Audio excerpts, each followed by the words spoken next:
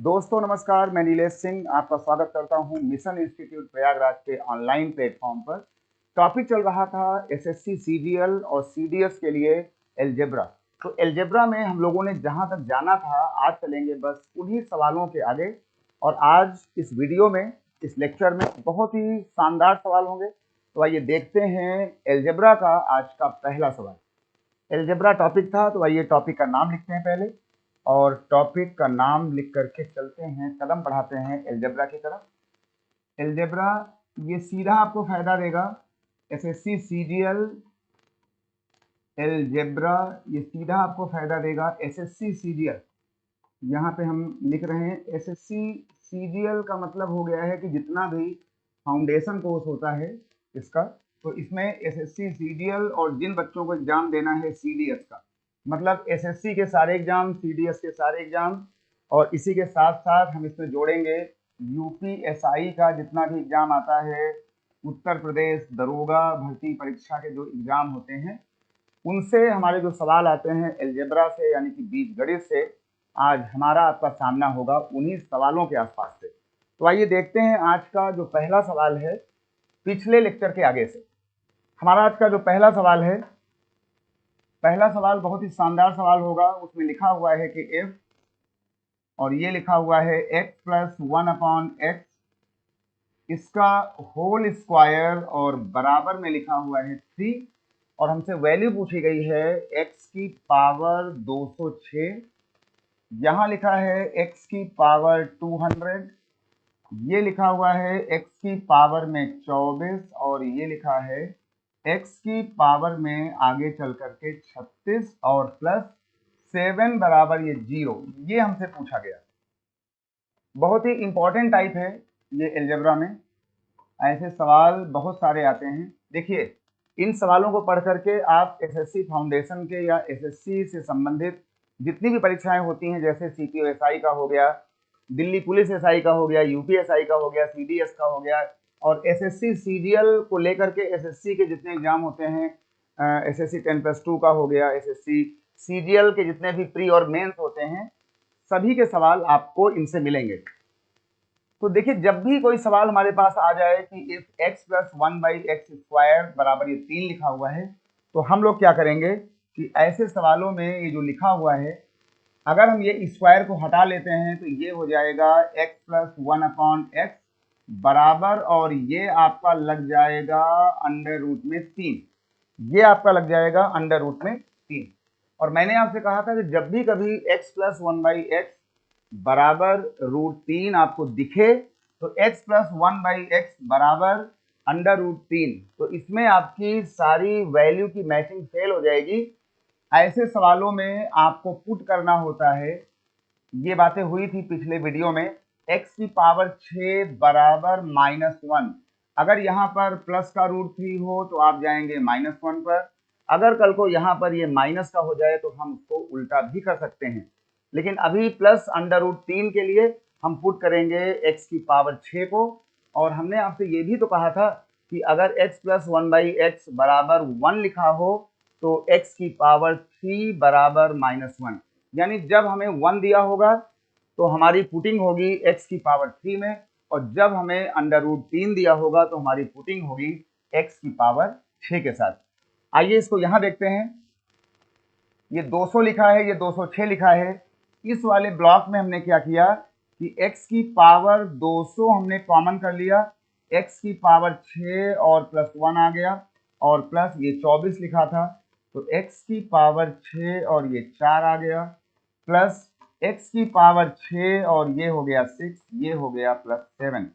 अब जहां जहां हमारे पास x की पावर 6 आया है वहां रखेंगे हम -1, यहाँ भी रखेंगे -1, यहाँ भी रखेंगे -1, और इसको चुपचाप जाकर के ये -1 ये +1, हमारे पास ये पूरा हिस्सा 0 हो जाएगा।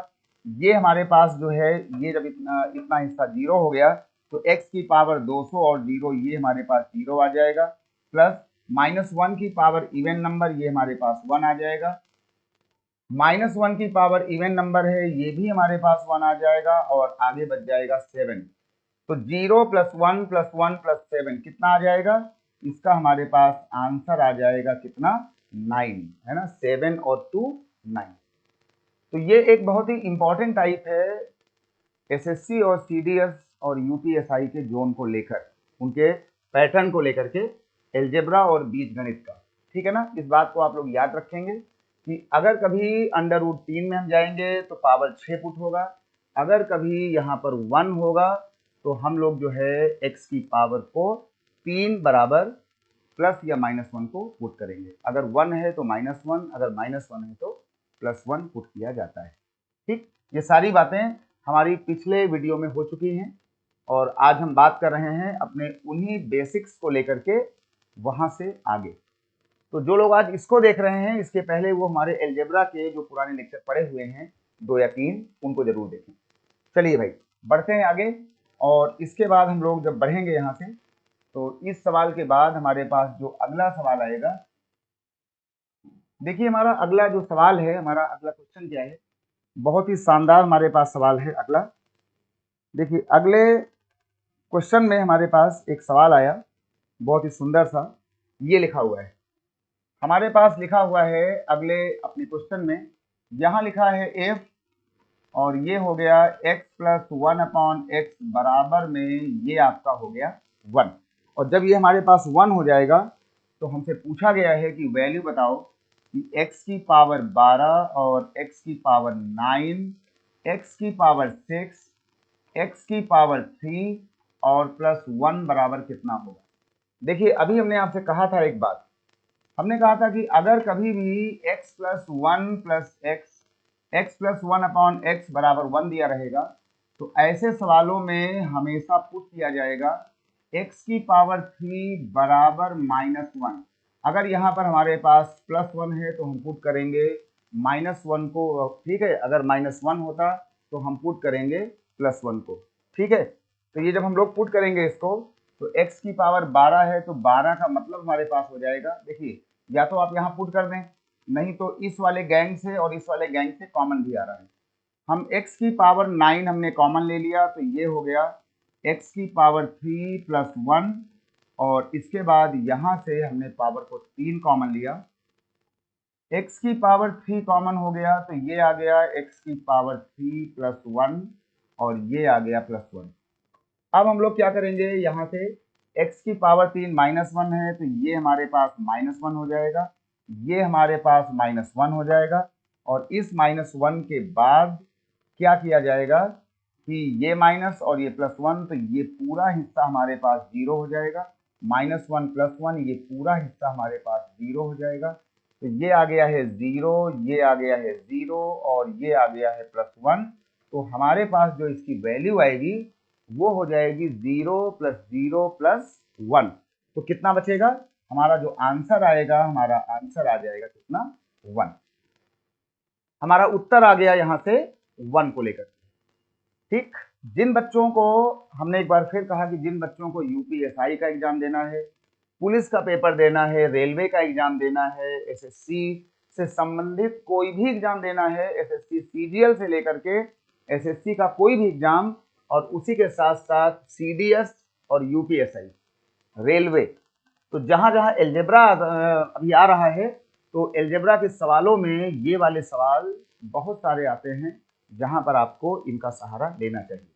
चलिए भाई आते हैं अगले वाले सवाल पर, इसको हटाते हैं, और अगला जो हमारा सवाल होगा इसके बाद, सवाल नंबर हम अगला लेते हैं। हमारे पास जो अगला सवाल है वो है, अगले हम सवाल में आएंगे, और अगला सवाल बहुत ही सुंदर सवाल है, और ये देख लीजिए, यहाँ लिखा हुआ है f, और ये लिखा हुआ है a + b + c बराबर में 0। a + b + c बराबर में 0।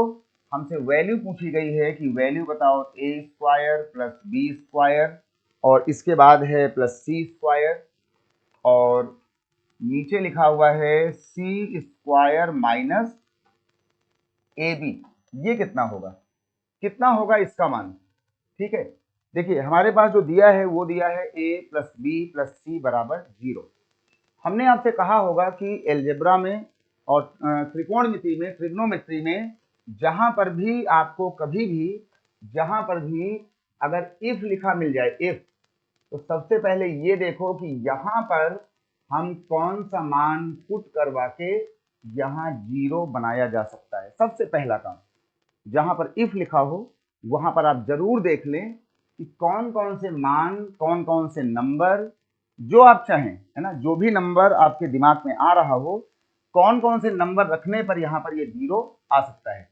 तो देखिए बहुत ही आसान है कि अगर हम कुछ ना करें, अगर हम यहाँ पर a का मान जो है क्या कर दें, a का मान हमने जो है यहाँ पे जा करके हमने कुछ ले लिया, चलो हमने a का मान अगर हम 0 मान लें, अगर हम b का मान जो है यहाँ पे जा करके 1 मान लें और c का मान हम -1 ले लें, तो 0 + 1 -1 कितना हो गया, 0।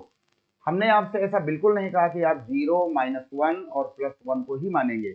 आपका मन करे तो आप इसको 5 मान लो, इसको -3 ले लो, इसको -2 ले लो, 5 और -5 वो भी 0 आ जाएगा। तो ऐसे हजारों मान होंगे, लाखों मान होंगे, करोड़ों मान होंगे जो यहाँ पुट इन करने के बाद 0 बनाते हैं। हमने चुना है उनमें से छोटा मान, इसको 0 माना, इसको हमने b माना, इसको हमने c माना। तो ये देखो हमारे पास a का मान हो गया है 0 यानी 0 का स्क्वायर, b का मान हो गया है 1 यानी कि 1 का स्क्वायर, और c का मान हो गया है -1 यानी कि -1 का स्क्वायर, और इसको हम डिवाइड करेंगे c हमारे पास है -1 का स्क्वायर -0 × 1। तो ये हमारे पास आ जाएगा 0, ये आ जाएगा 1, ये आ जाएगा, ये भी 1 हो जाएगा। तो ये हो जाएगा हमारे पास 2 और -1 का स्क्वायर हो जाएगा 1 और 1 - 0, 1 - 0 कितना आ जाएगा, ये आ जाएगा 1। यानी हमारा उत्तर कितना आ गया, हमारा इसका आंसर आ गया बेटा 2। हमें जो इसमें ऑप्शन दिया था, हमें इसमें ऑप्शन दिया हुआ था 0, -2, हमें दिया था 2, हमें दिया था 1। ये हमारे इसके 4 ऑप्शन थे पेपर में। आप जो है इसमें कहाँ टिक करोगे, आप इसमें टिक करोगे 2 की तरफ। ठीक है, देखिए हम आपके सामने एलजेब्रा को या बीजगणित का डिस्कशन कर रहे हैं कि कैसे कोई बच्चा जो है वो एलजेब्रा को या एडवांस मैथ को पढ़ना शुरू करे, कैसे वो पढ़े, कैसे अपनी वो पकड़ बनाए। देखिए मेन होता है गणित के सवालों को देख करके ये सोच लेना कि हम सवाल को शुरू कैसे करें। सवाल का हमारा जो पहला कदम है वो क्या हो, क्या हम इसमें फार्मूला लगाएंगे या हम इसमें वैल्यू पुट करेंगे। तो जब तक इफ वाले सवालों में आपकी वैल्यू पुटिंग से काम चल रहा है, आप यहाँ पर वैल्यू पुटिंग से अपना काम चलाते रहेंगे और आपका सवाल ये होता रहेगा। ठीक है भाई, चलिए जब वैल्यू पुट होना बंद हो जाएगा तब हम लोग बात करेंगे इसके बेसिक फॉर्मेट की कि भैया ये सवाल बेसिक फॉर्मेट में कैसे हो सकता था। आइए आते हैं अगले सवाल पर, और अगला एक बहुत ही सुंदर सवाल है, बहुत ही अच्छा सवाल है हमारे पास। ये देख लीजिए, एक हमने सवाल ले लिया, ये लिखा हुआ है इफ a + b + c बराबर में आ गया 0, a b और c 0 आ गया है। हमसे पूछा गया है कि मान बताओ a² + b² + c², और इसको हमने डिवाइड कर दिया a² b² c² को। यहाँ लिखा हुआ है ab, ये लिखा है bc और ये लिखा है कितना, ca। कहा गया कि इसका मान कितना होगा। ठीक है, कितना होगा इसका मान। देखिए एक बार फिर हमारा आपका सामना हो रहा है गिवन क्वेश्चन में इफ के साथ। हमने आपसे कई बार कहा है कि बहुत ज्यादा परेशान ना हो, जिन सवालों में इफ लिखा हो, इफ ट्रिग्नोमेट्री और एलजेब्रा यानी जो हमारे एडवांस मैथ के 2 टॉपिक हैं, त्रिकोणमिति और बीजगणित, एलजेब्रा और ट्रिग्नोमेट्री, उनमें अगर कहीं पर आपको लिखा मिलता है इफ, पहली कोशिश करें कि आप यहाँ पर ऐसे मान रखें कि इसका मान यहाँ से 0 बनना शुरू हो जाए। एक बार फिर हम सहारा लेंगे किसका, हमने कहा एक काम करते हैं कि इसका जो मान है a के मान को 0 मान लेते हैं, इसके मान को 1 मानते हैं, इसके मान को -1। तो ये कितना हो जाएगा, ये हो जाएगा 0, 0 + 1 -1 0। हम यहाँ पहुंचेंगे और जब यहाँ गए तो a हमारा हो गया है 0 का स्क्वायर, b हमारा हो गया है 1 का स्क्वायर, c हमारा हो गया है -1 का स्क्वायर। इसको हमने डिवाइड कर दिया, a b लिखा हुआ था, a का मतलब है 0 × 1, b का मतलब है 1 × -1 और c और a का मतलब है -1 1 इंटू 0, ये हमारे पास आ गया।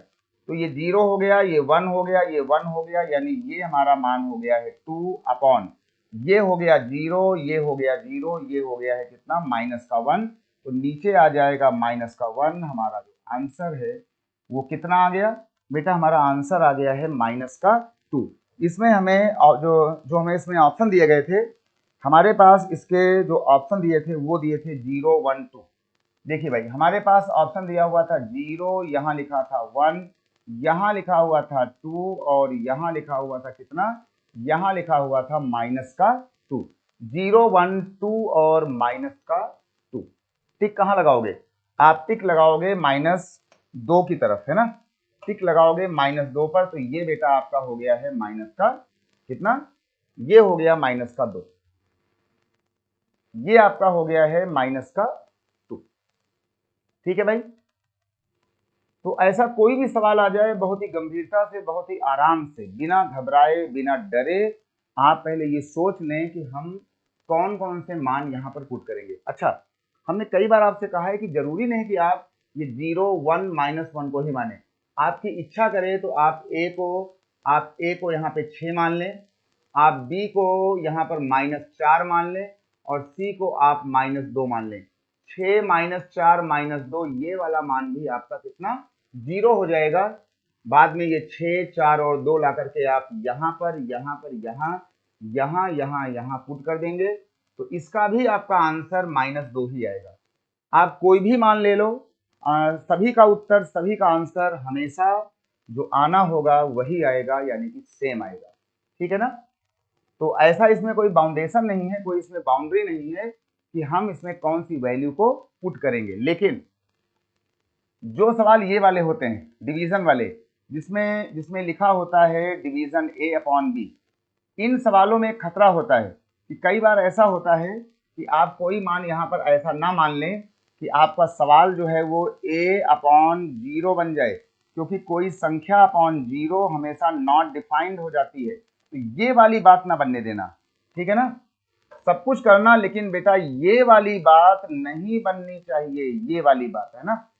कभी भी ऐसा कोई मान हम वहां पुट ना करें कि हमारा मान जो है वो A अपॉन 0 हो जाए, यानी कि डिनोमिनेटर में, हर में इसका मान 0 कभी नहीं आना चाहिए, नहीं तो वहां खतरा हो जाएगा नॉट डिफाइंड बनने का, और ये अनंत बनने का, इन्फिनिटी बनने का, ये सब बनने का, आपका सवाल बेकार हो जाएगा। ये देखिए, बहुत सारे लोग कहते हैं कि भाई जब हमें A B C को 0 ही लाना था, तो क्यों ना हम A का मान 0 कर दें, B का मान 0 कर दें, C का मान 0 कर दें, और 0 + 0 + 0 कितना आ जाएगा, 0 आ गया। देखो मैच कर रहा है। फिर आप यही लाओगे 0 0 0 0 0 0, आपका सवाल हो जाएगा 0 अपॉन 0, है ना। ये वाली बात बेटा नॉट डिफाइंड होती है, इसलिए कभी भी आपके सवाल में पुटिंग करते समय नॉट डिफाइंड वाली बातें नहीं आनी चाहिए। बाकी आप कुछ भी ले लें, लेकिन ये वाली कहानी या ऐसी वाली बातें जो हैं आपके सवाल में बिल्कुल नहीं होनी चाहिए। ठीक है ना। तो हमने आपको बता दिया है कि कौन सा मान आपको लेना है, कौन सा मान आपको बिल्कुल नहीं पुट करना है। उम्मीद करता हूं ये सारी बात आपको बहुत ही आराम से समझ में आ गई होगी, है ना। इस पर आपको विशेष ध्यान देना है, इस वाली बात पर।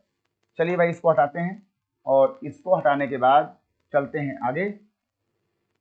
और आगे जब चलेंगे, यहाँ से बढ़ेंगे आगे, तो आगे हमारे पास एक सवाल आएगा, एक बार फिर से बहुत ही सुंदर सवाल है ये वाला। देखिए, हमने एक सवाल ले लिया, यहाँ पर लिखा हुआ है x3, और ये लिखा हुआ है अगले हमारे सवाल में x3, और ये लिखा है 3x, ये नीचे लिखा हुआ है अपॉन करके 3x² + 1, ये हो गया 3x² + 1, बराबर कर लिया, और बराबर करके ये आपका हो जाएगा 189 डिवाइडेड बाय, ये हमारे पास हो गया है 61, और कहा गया है कि तब x की वैल्यू कितनी होगी, क्या होगा हमारे पास x का मान। और हमारे पास जो ऑप्शन दिए गए हैं, हमारे पास ऑप्शन है ±9, यहाँ लिखा है 9, यहाँ लिखा है 1, और एक लिखा हुआ है डी नंबर में लिखा हुआ है 0, है ना। हमारे पास डी नंबर में लिखा हुआ है कितना, 0, यानी कि 0 लिखा हुआ है। अब देखिए, एक बार फिर देखो यहाँ पे लिखा हुआ है इफ, और कहा गया है कि ये बराबर ये लिखा हुआ है। तो अगर आप चाहें तो इसमें कोई मान पुट कर दें, है ना। इफ का सवाल है, अगर आपका माइंड सोच पा रहा है, कर पा रहा है, तो आप इसमें कोई ऐसा मान यहाँ पर पुट करवा दें कि जो इतना लाता हो, है ना। अगर आप कोई नंबर सोच ना पा रहे हो तो ये सारे जो मान हैं, ये सारे मान आपके एक्स के ही मान हैं, 9, 9, 1 और 0। तो आपकी इसमें जो पुटिंग होगी ना, आपकी इसमें पुटिंग होगी या तो 0 की या 1 की या इसकी या इसकी। अगर हम यहाँ पर 0 पुट करते हैं, देखिए अगर हम यहाँ पर 0 करते हैं तो 0 0 ये आपका 0 आ जाएगा, और ये 0 + 1 आपका सवाल आ जाएगा 0/1, इतना नहीं आएगा, यानी इसका आंसर 0 नहीं हो सकता है। 1 करते हैं तो 1 ये हो जाएगा 1, 3 1 4, ये हो जाएगा 3 1 4, 1/1, यानी आपका आंसर, यानी आपका पुटिंग यहाँ पर एक भी नहीं होगा। अब एक बात बिल्कुल साफ हो गई है कि आपके इस सवाल में जो आपकी पुटिंग होगी, ये आपकी पुटिंग हो जाएगी किसकी, ये आपकी पुटिंग हो जाएगी सीधे जाकर के किसकी, 9 की या ±9 की। अगर हम यहाँ पुट करते हैं 9, तो 9 को पुट करने से क्या हो जाएगा हमारे पास, अगर हम यहाँ पे 9 पुट करते हैं, मान लीजिए हमारे पास 9 का एक ऑप्शन हमारे पास है, अगर हम यहाँ पे 9 पुट कर दें तो ये हो जाएगा 9 का क्यूब, ये हो जाएगा 3 × 9, और ये आ जाएगा 3 × 9 का स्क्वायर और +1। देखिए अभी हमने आपसे ये बताया है कि कैसे हम ऑप्शन से या पुटिंग से अपने सवाल कर लें। जब हमारा पुटिंग या ऑप्शन फेल हो जाएगा, हम तब क्या करेंगे, हम उसकी भी बात करेंगे। लेकिन अभी हमारे पास मौका है कि हम यहाँ पर जो है पुटिंग की कहानी करें, पुटिंग की बात करें। चलिए भाई, तो ये जो हमारे पास आएगा 9 का क्यूब, है ना, ये हमारा हो जाता है 700, 9 × 1 = 9 और 9 × 8 = 72, ये हो जाता है हमारे पास 729। 7 to 9, है ना, 9 का क्यूब, और ये हो जाता है 9 × 3 = 27, ये हो जाता है 81 और 3 3 × 1 = 3, और ये आपके पास हो जाएगा 3 × 8 = 24, यानी कि 243। ये आपके पास आ जाएगा 243, है ना, और ये आगे लिखा हुआ है यहाँ पे जाकर के कितना, ये लिखा हुआ है 1। अब अगर ये 9 रखने से इतना आ गया तो ये हो जाएगा 9 7 16, और ये हो जाएगा 2 2 4 4 1 5, और ये आपके पास हो जाएगा 756, 756 ये हो जाएगा 244, है ना, 244 हो जाएगा। ठीक है भाई, ये आपका हो जाएगा 244। अब हम देखते हैं कि ये जो है आपका ये किससे कटेगा, किस चीज से ये चीज आपकी यहाँ से कटने वाली है या हटने वाली है। तो देखिए यहाँ लिखा है 1, इसका मतलब है कि ये जो 61 लिखा हुआ है, अगर ध्यान से देखें तो ये 4 का मल्टीप्लाई करने से ये आ जाएगा, और 4 का मल्टीप्लाई करने से हमारे पास ये भी आ जाएगा। इसका मतलब है कि हमारा सवाल जो है ये कट जाएगा, और कट करके बहुत ही आराम से ये बना लेगा 189, और ये आ जाएगा कितना, 61। यानी हमारा 9 का आंसर जो है वो सही यहाँ से है, 9 का आंसर हमारे पास सही हो सकता है। लेकिन हम चेक कर लें कि क्या 9 के साथ साथ हमारा -9 सही है कि नहीं, उसको भी देख लें एक बार। तो जब हम यहाँ पर -9 की बात करेंगे, तो जब यहाँ रखा जाएगा, एक बार ला करके जब पुट करेंगे हम -9, तो -9 का मतलब हो जाएगा -9 का क्यूब हो जाएगा, और ये हो जाएगा 3 × -9 डिवाइडेड बाय ये हो जाएगा 3 -9 का स्क्वायर और +1। 999 इतना ही आएगा, विद माइनस आएगा 7 to 9, और ये आ जाएगा हमारे पास -27, और ये आ जाएगा ऊपर चल करके 81 और 3, ये हमारे पास आ जाएगा 240, कितना, ये आ जाएगा 244। अब देखो ये और ये जुड़ करके हमारे पास आ जाएगा -756 और +244। इसका मतलब हो गया है कि हमारा उत्तर तो वही आया, लेकिन हमारा सारा उत्तर आ गया है माइनस में, और हमारा सवाल यहाँ पर माइनस में नहीं है। इसका मतलब हुआ कि +-9 बोलना गलत हो जाएगा। इसका सही जवाब है कौन सा, 9 का। तो ये तो हमारा एक तरीका हो गया, पहला वाला जो तरीका है इसकी वैल्यू पुट करने का, मेथड नंबर 1। मतलब हम ऑप्शन के सहारे अपना सवाल खींचतान करके कुछ इस तरीके से हम अंदाजा मार सकते हैं। देखो इसको कहते हैं ऑप्शन से एलजेब्रा को पढ़ते समय सवालों में गणित में अंदाजा लगाना, और आपका मेन काम होता है परीक्षा में पास होना। कर बल छल, है ना, अंदाजा लगाओ, ऑप्शन से ले लो, बेसिक कर लो, वैल्यू पुट कर लो, फार्मूला लगा लो, है ना, आपका जो मन करे। आपका मेन मोटो है सवाल में दिए गए सही उत्तर पे टिक करना। तो हमारा सही उत्तर कौन सा आया? सही उत्तर हमारा है यहाँ पर 9। लेकिन ये पुटिंग का था। अगर हमारी इच्छा हो कि हम इसमें पुटिंग ना करें, तब क्या करोगे? अगर पुटिंग की इच्छा ना हो तो आप एक काम करें, इसको हटाते हैं और इसको हटा करके देखते हैं कि पुटिंग के अलावा इसमें क्या क्या कहानी हो सकती थी। पुटिंग के अलावा देखिए, पुटिंग के अलावा अगर आप चाहें तो इस पर एक काम कर सकते हैं, ये वाला। इस सवाल में आप आगे जाएं। एक तरीका होता है कि अगर कभी फ्रैक्शन में a अपॉन बी और c अपॉन डी लिखा हो तो यहाँ पे लग जाता है कंपोनेंडो एंड डिविडेंडो रूल, है ना, कंपोनेंडो एंड डिवाइडेंडो रूल। इसको हिंदी में कहते हैं योग और अंतर का अनुपात। योग और अंतर, कंपोनेंडो एंड डिविडेंडो, ये बताता है कि हम एक बार इसको जोड़ देंगे, एक बार इसको हम जोड़ देंगे, एक बार हम माइनस कर लेंगे तो a माइनस बी आ जाएगा, बराबर करेंगे, एक बार इसको हम जोड़ देंगे c प्लस डी हो जाएगा, c माइनस डी हो जाएगा। इसको कहते हैं कंपोनेंडो एंड डिवाइडेंडो रूल। तो हम यहाँ पर, ये हमारा a है, ये b है, ये c है, d है, हम आराम से इसको लगा देंगे। इसको हमने जा करके यहाँ पर जोड़ दिया तो ये हमारा हो जाएगा x cube plus 3x plus 3x square plus 1। एक बार हम क्या करेंगे कि इसी में इसको माइनस कर देंगे तो ये हो जाएगा एक्स क्यूब प्लस 3x, ये माइनस हो रहा है तो माइनस 3x का स्क्वायर माइनस 1, और ये बराबर हो जाएगा, इसको हम जाके यहाँ जोड़ेंगे तो ये हमारे पास हो जाएगा 189 प्लस 61, और ये हो जाएगा 189 माइनस का 61। इसको हम ऐसे कर लेंगे तो ये हमारे पास आ जाएगा। देखिए ये बन गया है x का क्यूब, ये बन गया है 1 का क्यूब, ये हो गया है 3ab, ये हो गया 3a स्क्वायर b। तो ये जो लिखा हुआ है, ये लिखा हुआ है a प्लस बी का होल क्यूब, और ये जो लिखा हुआ है ये देख लेना, ये लिखा है a माइनस बी का होल क्यूब, बराबर ये जो लिखा हुआ है ये हमारे पास आ जाएगा। इसको हमने जब ऐड किया होगा तो 9 1 10 8 6, ये हमारे पास आ जाएगा 250, और ये आ जाएगा 9 में 1 निकल गया 8, 8 में 6 गया 2, ये आ जाएगा इतना।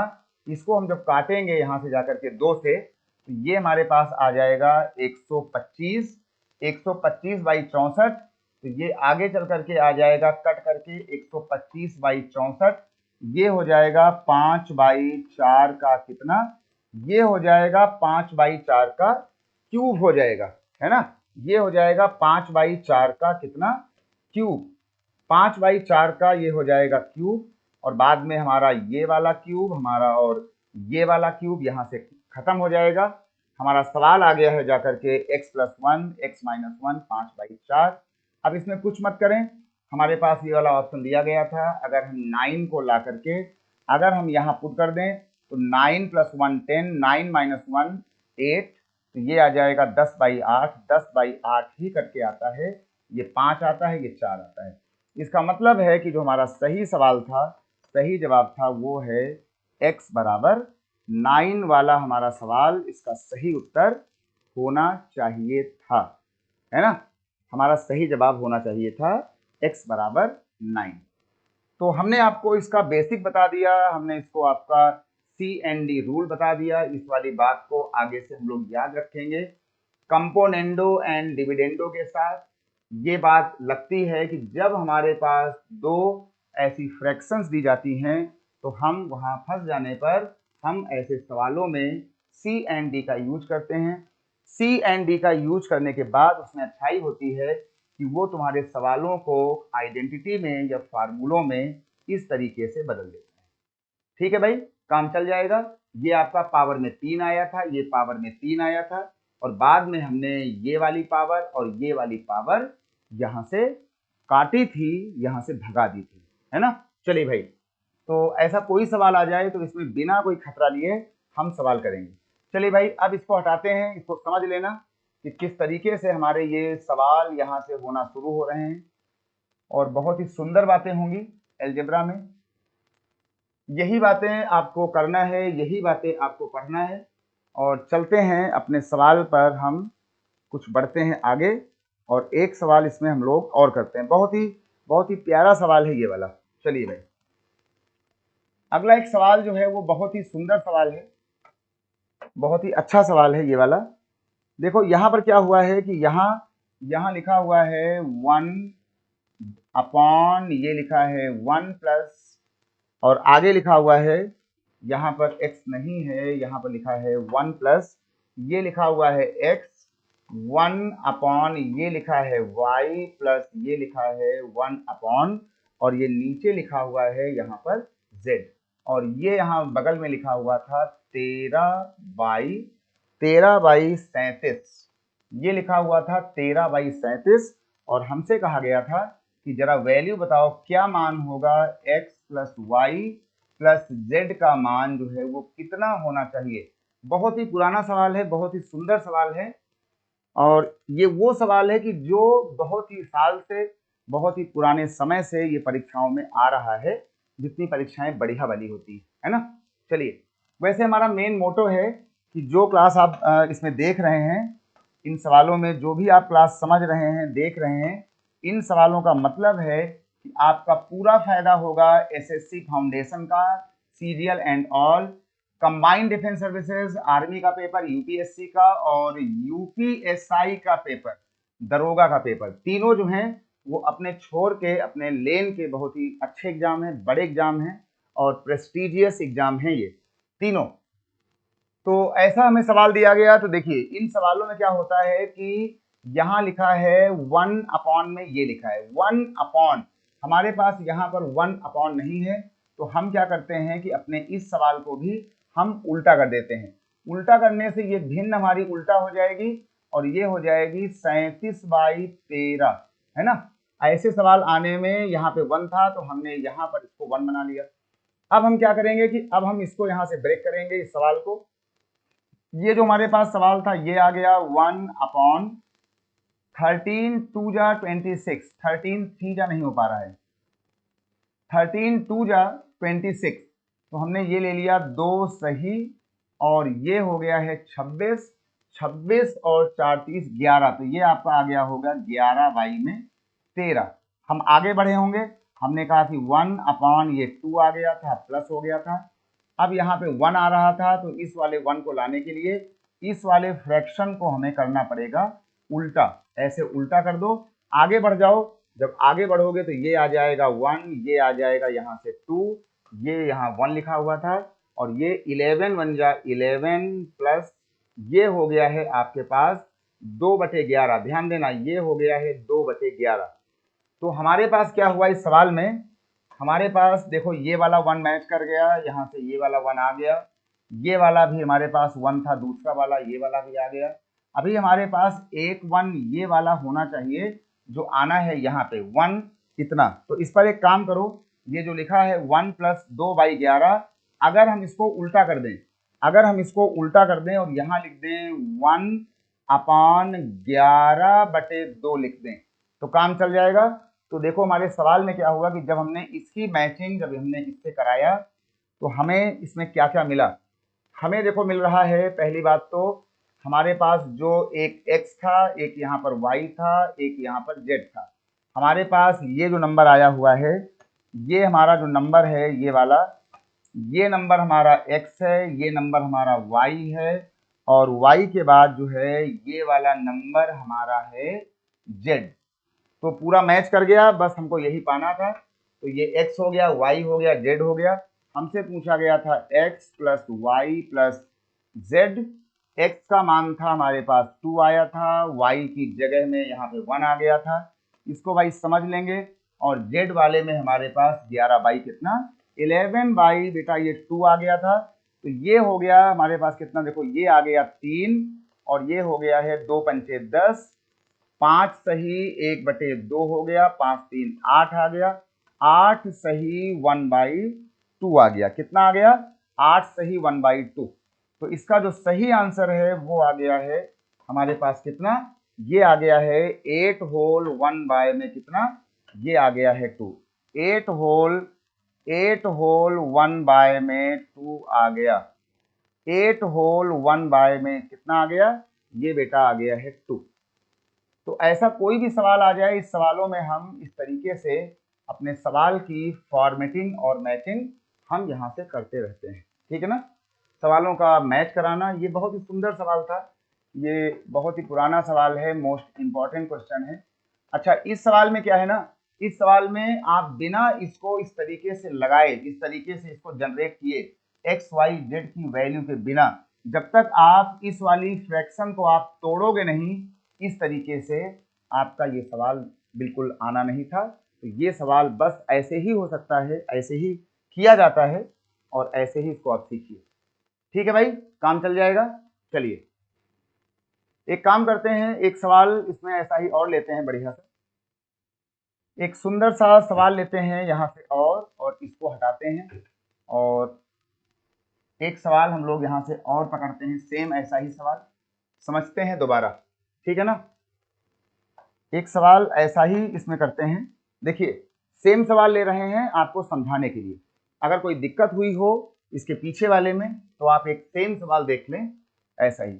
ये देखिए हमने क्या किया, एक सवाल यहाँ पे ले लिया और कहा गया कि भाई इस सवाल में हमारे पास ये यहाँ लिखा हुआ था 1 में ये लिखा हुआ था x, ये लिखा हुआ था 1, ये लिखा हुआ था y और ये लिखा हुआ था 1 में z और इसके बगल में लिखा हुआ था हमारे पास में 12 और डिवाइडेड बाय ये लिखा हुआ था 67, ये लिखा था 67।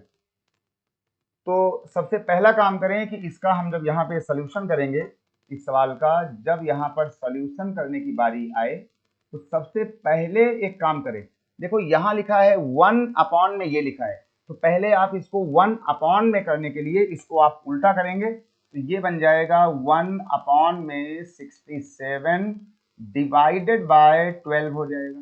फिर क्या हो जाएगा, ये हो जाएगा 1/12, 5 जा 60, 5 बार है ना, 12 5 जा 60, 7/12, तो ये आपका हो गया है 7/12। आगे हम क्या करेंगे, ये लिखेंगे 1 ये हमारा पुराना वाला 5 है। अब हमको देखो हमारे पास क्या था कि ये वाला 1 आ गया है, अब हमको लाना है यहाँ पर ये वाला 1। अगर हमें यहाँ 1 लाना है तो हमें इस फ्रैक्शन को उल्टा करना पड़ेगा, 1 ये हो जाएगा 12/7। आगे क्या हो जाएगा 1 में 5 प्लस 1 ये हो जाएगा 7 1 जा 7, तो ये आ जाएगा प्लस और ये बचेगा यहाँ से हमारे पास 5/7। देखिए हमारे पास ये वाला 1 आ गया, ये वाला 1 आ गया, अभी हमारे पास एक 1 और आना था यहाँ पर इसके आसपास। तो जब आप यहाँ पहुँचे तो यहाँ लिख दें 1/5 प्लस 1/1 प्लस यहाँ पर इस वाले नंबर में 1 लाने के लिए इस वाली भिन्न को आप उल्टा कर दें, लिख दें 7/5। देखो सारा मैच कर गया। अब आपका ये वाला सीधा मैच कर गया, देखो इसके साथ जहां पर ये x लिखा हुआ है, जहां x है, जहां y है, जहां z है, वहां देखो ये देख लो, ये आपका x है, ये आपका y है और ये आपका z है।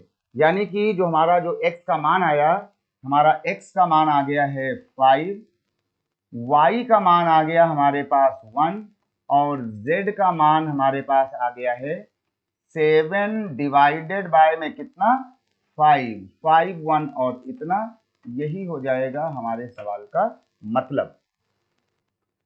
तो ऐसे सवालों का आप अभ्यास करें, प्रैक्टिस करें, क्योंकि यही वो सवाल हैं जो आपको यूपी दरोगा, एसआई का कोई भी exam, CPO SI, SSC CHSL, SSC 10+2, SSC foundation, SSC CGL और जितना भी एग्जाम होता है कंबाइंड डिफेंस सर्विसेज का और एसएससी मोड का सबकी कहानी, सबका प्री और मेंस जो भी होता है सबकी कहानी है ये सब।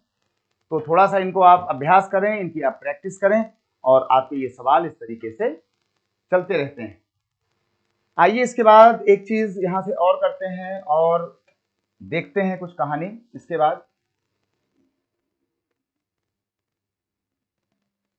चलिए भाई इसको भी हटाते हैं और इसको हटाने के बाद एक बहुत ही प्यारा सवाल है, बहुत एक सुंदर सवाल है, अच्छा सा हम लोग इसको लेते हैं। ये देखिए कितना ये प्यारा सवाल है।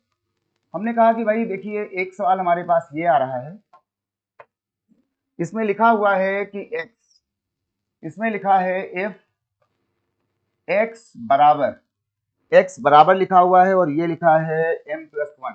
ऐसे यहाँ पे लाइन बनी हुई है बराबर के आगे और ये लिखा हुआ है m+n m+1, यहाँ पे 3 बना हुआ है और आगे बना हुआ है प्लस, प्लस के बाद एक बार ये फिर बना हुआ है और ये लिखा है m-1 और ये लिखा हुआ है, फिर ये नीचे सेम बात लिखी गई है m+1 क्यूबिक के साथ माइनस आ गया है और ये फिर आ गया है m-1 क्यूबिक के साथ, है ना। ये वाली बात यहाँ पर आ गई है क्यूबिक के साथ और ये था आपके x की वैल्यू।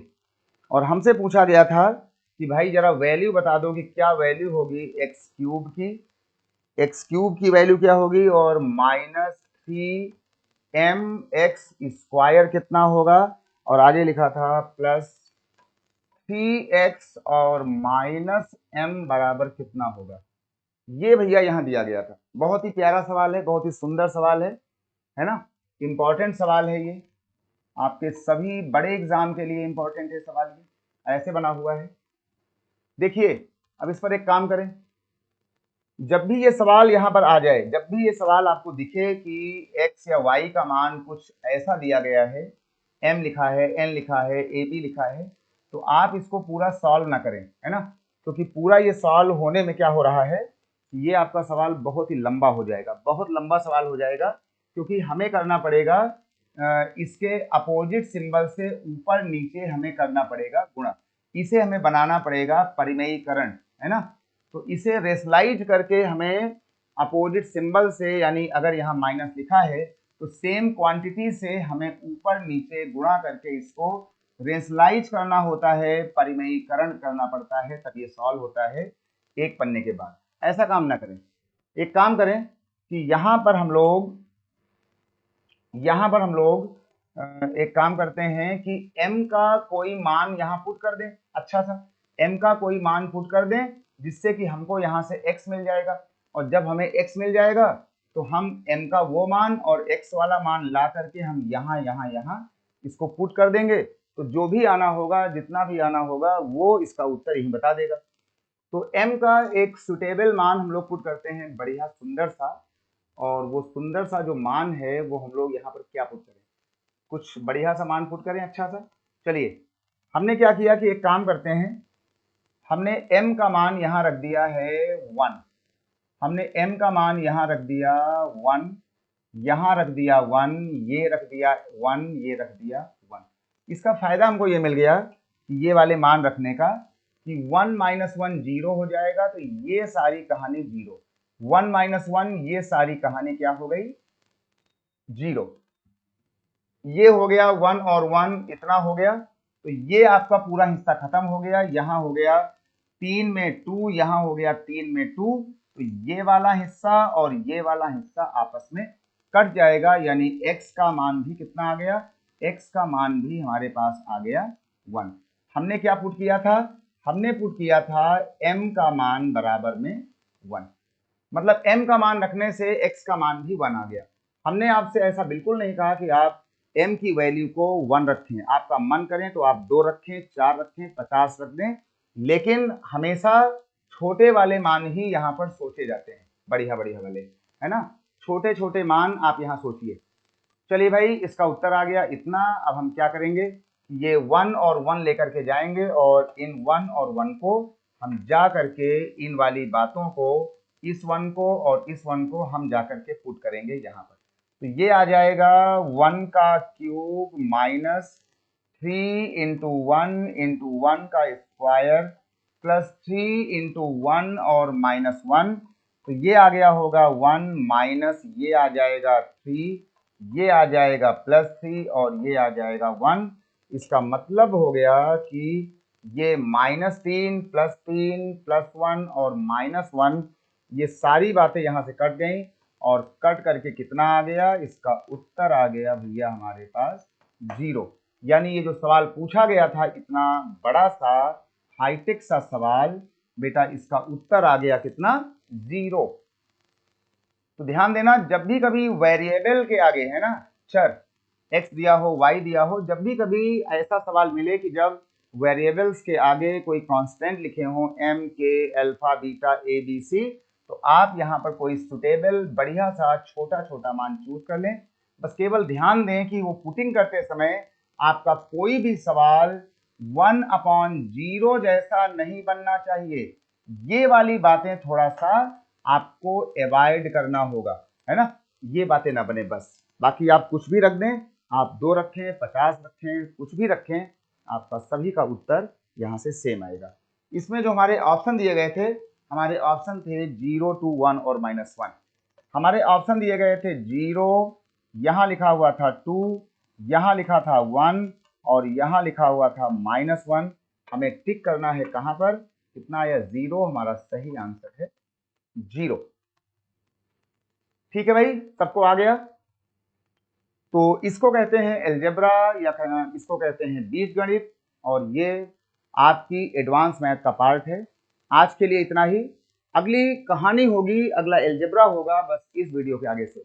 आज चलता हूं, सभी को शुभकामनाएं, खूब पढ़ाई करें, मस्त रहें, और अगर वीडियो आपको पसंद आया हो तो आप अपने कमेंट करें, लाइक करें, अपने दोस्तों को बताएं, शेयर करें, और मिशन इंस्टीट्यूट के एप्लीकेशन को डाउनलोड करें। मिशन इंस्टीट्यूट के यूट्यूब चैनल को आप लाइक करें और शेयर करें।